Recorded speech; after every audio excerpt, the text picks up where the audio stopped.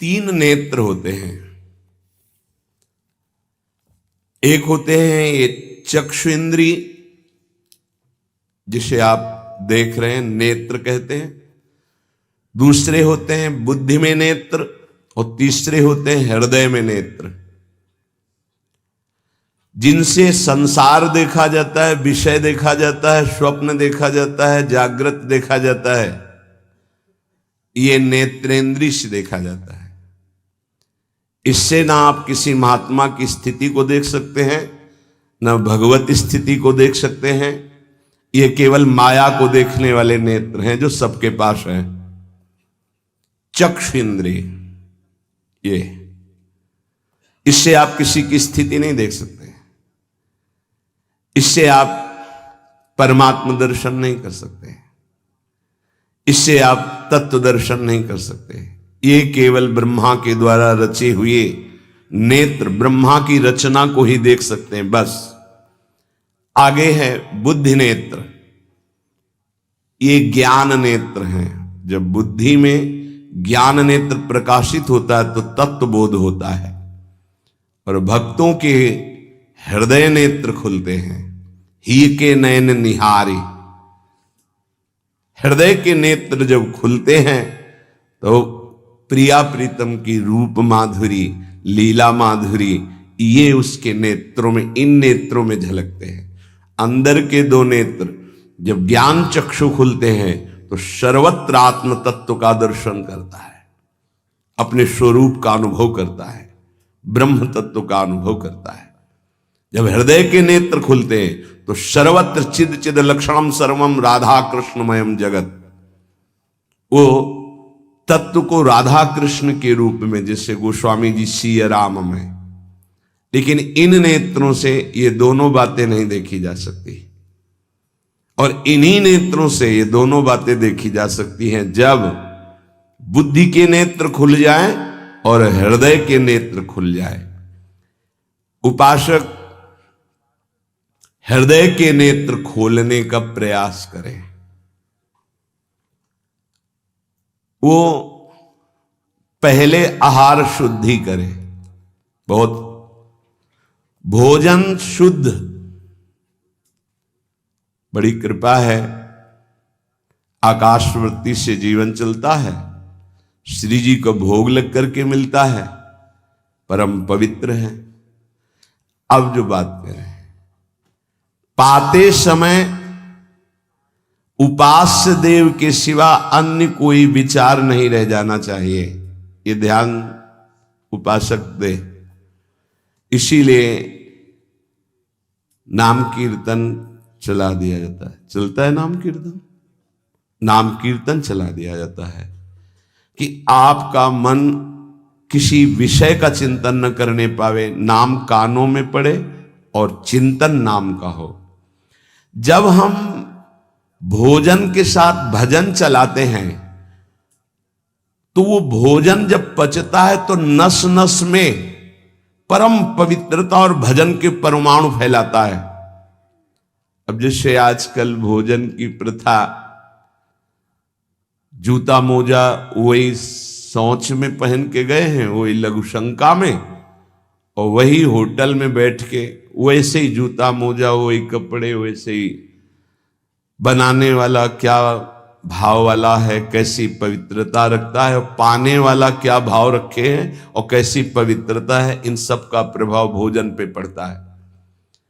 अगर भोजन ठीक नहीं तो बुद्धि निर्णय नहीं कर पाएगी ठीक। हृदय के नेत्र खुलने के बाद तो बहुत दूर रही, इन नेत्रों से भी सही नहीं दिखाई देता, गंदा ही दिखाई देने लगता है। इन नेत्रों में गंदगी बढ़ जाती है। जिसकी तरफ देखो तो वासना की दृष्टि से देखो, दोष दृष्टि से देखो, राग द्वेष की दृष्टि से देखो, ब्रह्म दृष्टि, भगवत दृष्टि उसकी नहीं आ सकती। ये बहुत जरूरी है।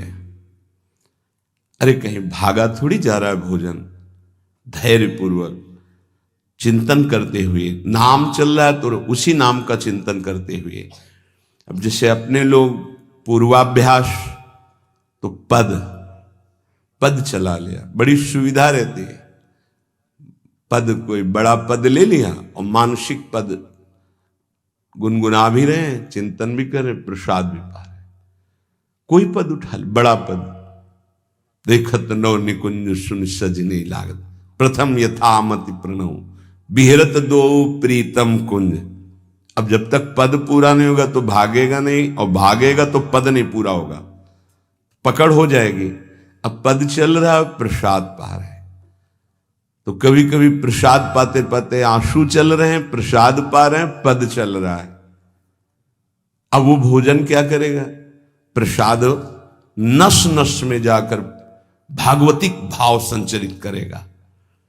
अब आप प्रसाद पा रहे हैं, किसी द्वेषी का चिंतन कर रहे हैं, गुस्सा आ रही, अब नस नस को वो क्रोध से युक्त करने वाली वृत्ति पैदा करेगा। आप प्रसाद पा रहे हैं, कोई काम चिंतन कर रहे हैं, वही प्रभाव आपके अंदर पड़ेगा। हमारी पद्धति रही है प्रसाद पाने की, चाहे जितना पवित्र हो, पर भोजन पाने के पहले हाथ पैर धोए गए, कुल्ला किया गया, पवित्र हो करके फिर वहां बैठ करके, पद्धति थी आसन पीढ़ा चटाई बिछा दी गई, पवित्रता पूर्वक बैठे, भोग सामने आया, भगवद अर्पित प्रसाद है तो जय जयकार और कीर्तन करके पा रहे हैं। अगर वो ऐसी जगह से मिला है, भगवद अर्पित नहीं है, तो अपने सामने 1 मिनट रुक कर भगवद अर्पित करते हैं, फिर जय जयकार इष्ट की, गुरुदेव की, भगवान नामों की गूंज करके फिर पाते। वो प्रसाद हमारे हृदय में पवित्र भाव पैदा करेगा, भजन बढ़ेगा। भजन से ही हृदय के नेत्र खुलते हैं, भजन से हृदय के नेत्र, और हृदय के नेत्रों से ही प्रियालाल का दर्शन होता है, प्रियालाल का लीला चिंतन होता है।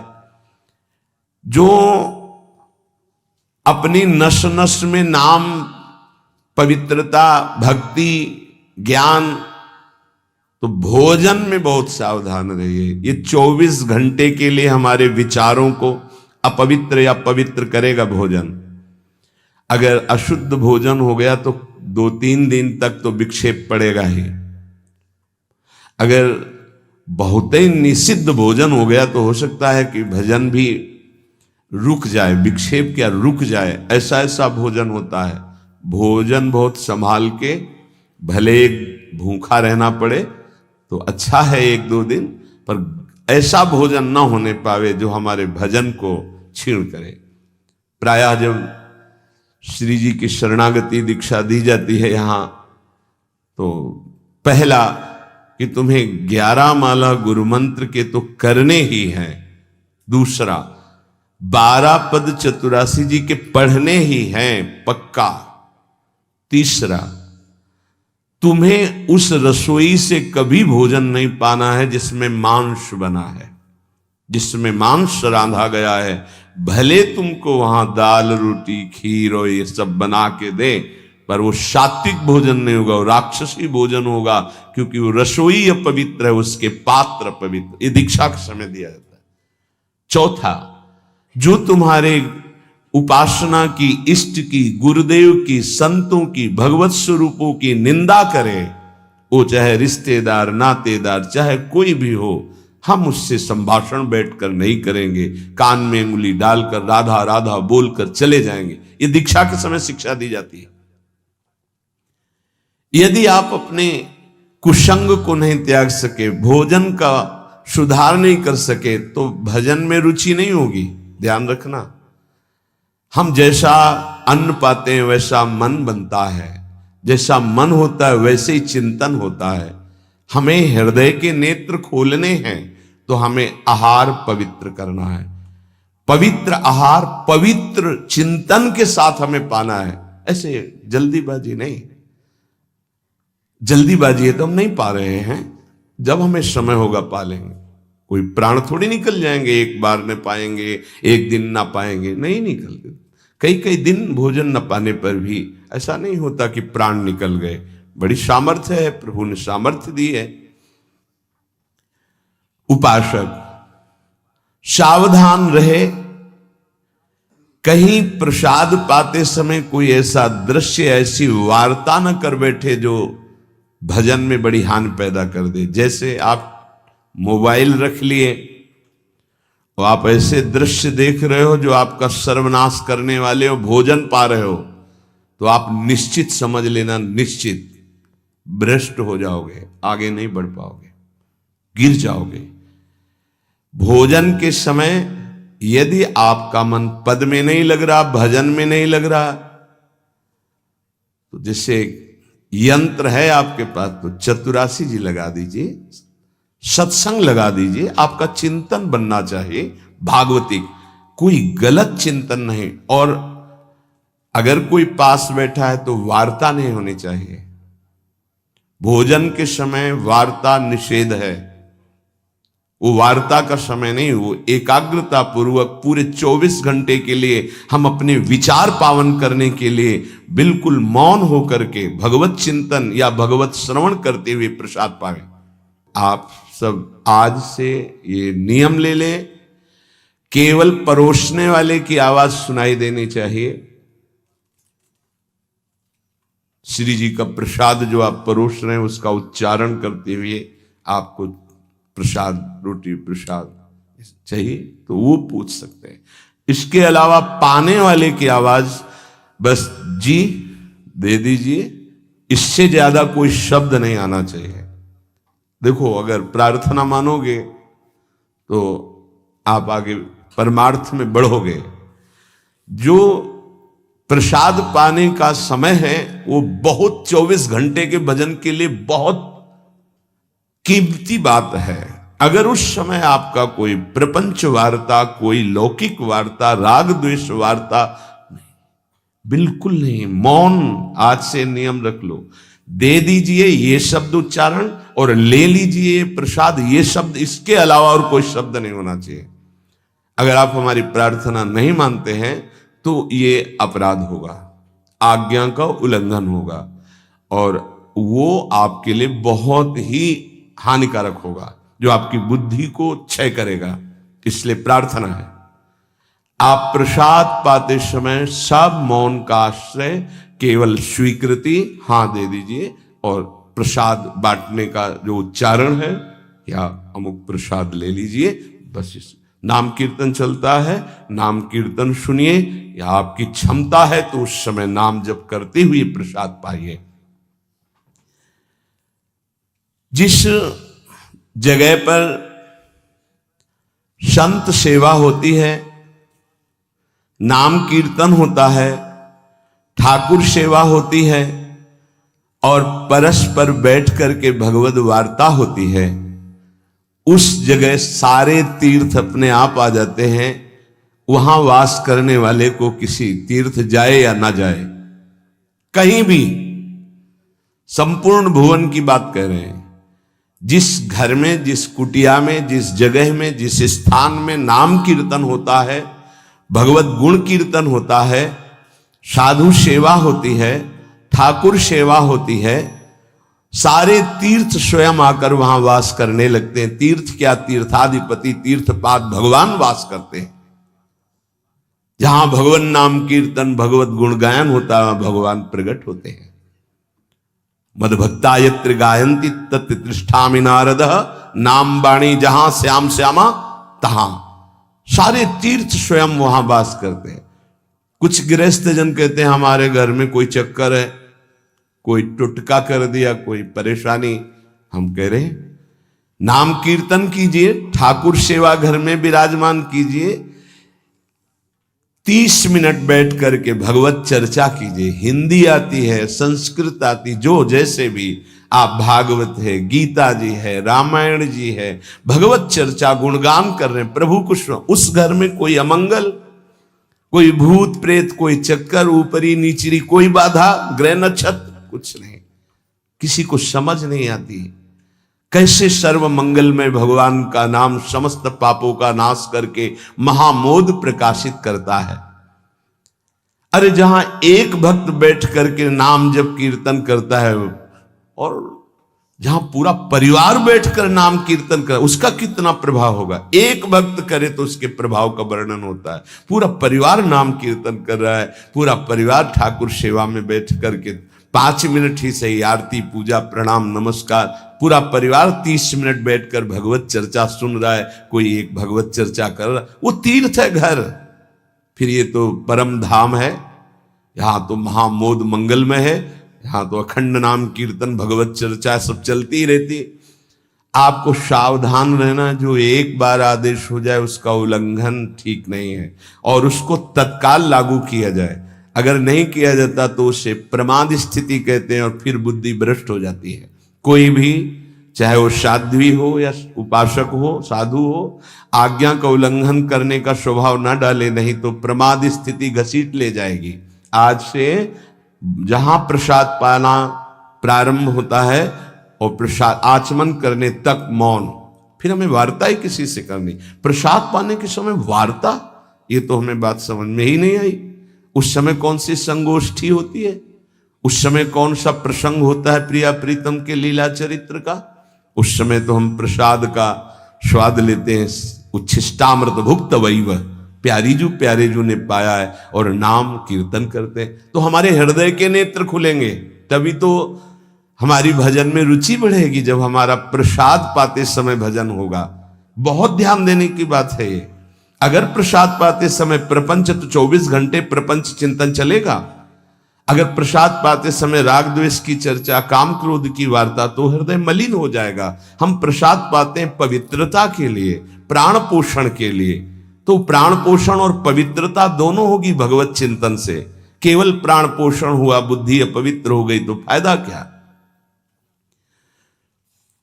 जो नाम जप करता है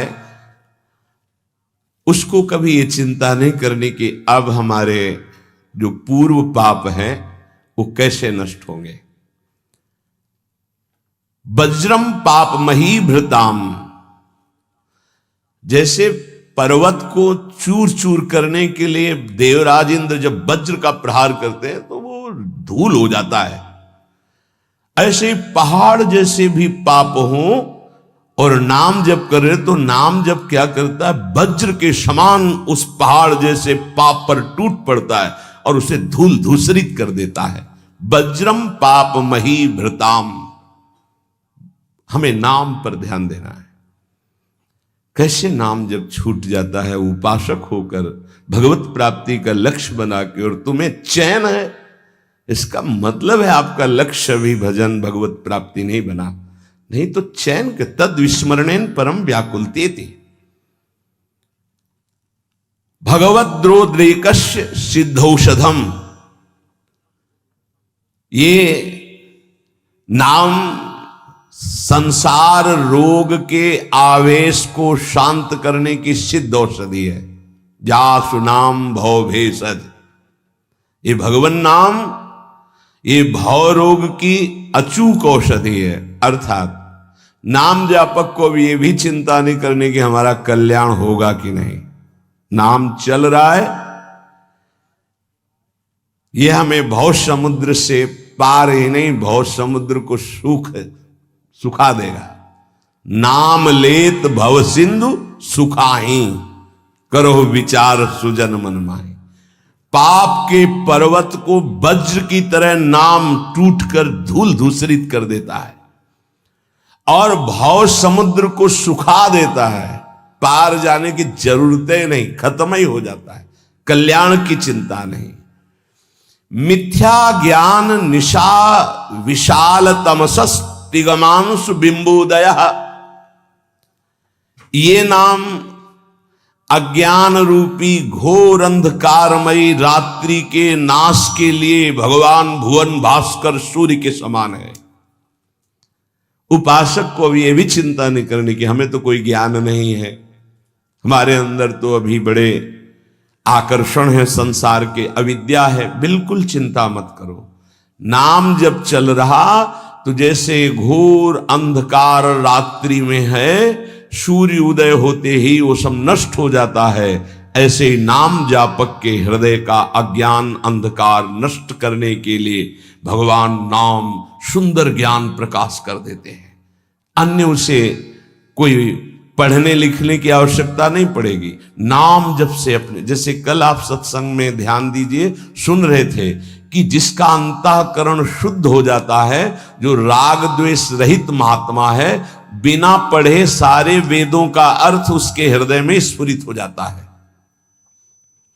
मिथ्या ज्ञान निशा विशाल तमसस तिग्मांश बिंबोदयः।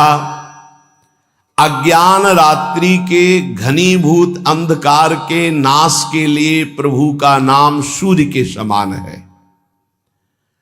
क्रूर क्लेश मही रुहा मूर्तर ज्वाला जटालह सिखे। ये क्रूर कर्म कराने वाले, काम क्रोध लोभ मोह मद मत्सर, इनका जंगल है। इस जंगल को नष्ट करने के लिए दावाग्नि के समान नाम है। इसको भस्म कर देगा, सारे विकारों को भस्म कर देगा नाम। क्रूर क्लेश मही रुहा मूर्तर ज्वाला जटाला सिकी। जैसे प्रचंड दावानल पूरे वन को भस्म कर देता है, ऐसे नामाग्नि समस्त विकारों को भस्म कर देती। हमको ये भी चिंता नहीं करनी कि हमारे अंदर विकार काम क्रोध लोभ मोह मद मत्सर है। नाम चिंतन करो, चिंता नहीं। द्वारम निर्वृत्ति सन्मनो विजयते कृष्णेति वर्णद्वयम। ये परम शांति परमानंद का द्वार खुल गया यदि जिह्वा पे कृष्ण कृष्ण कृष्ण राधा राधा राधा राम कृष्ण हरि, जो नाम गुरुदेव ने दिया, अगर वो नाम चल रहा है तो अब चिंता भी नहीं करनी कि हमारा परम पद मिलेगा, कल्याण होगा कि नहीं। नहीं, द्वार में प्रवेश कर गए। जिह्वा पे नाम मतलब द्वार में प्रवेश कर गए। महाराज जी, लोग तो कहते हैं कि जिह्वा से नाम जप करने से कोई लाभ नहीं मिलेगा। कहते कर में तो माला फिरे जीव फिरे मुख माही, मनुआ तो चहुदिस फिरे यह तो सुमिरन नाही। कुछ लोग कहते हैं हाथ में माला चल रहा है, जीभ में नाम चल रहा है, मन संसार में घूम रहा है, इससे तो कोई लाभ मिलेगा नहीं। तो महाराज जी, प्रायः नाम जब तो ऐसे ही होता है प्रारंभ में, तो उसको तो कोई फल ही नहीं मिलेगा। अरे ऐसा कहने वालों की बिल्कुल बात मत सुनो। पूज्य उड़िया बाबा, ऐसा कहने वालों की बिल्कुल